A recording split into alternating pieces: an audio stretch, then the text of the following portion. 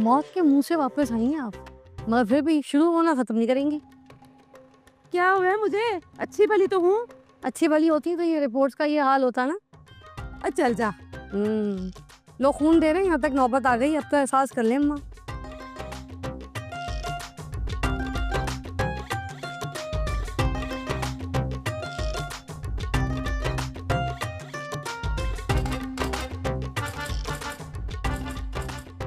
हाँ हाँ हाँ बेटा जी, कैसी तबीयत है उसकी?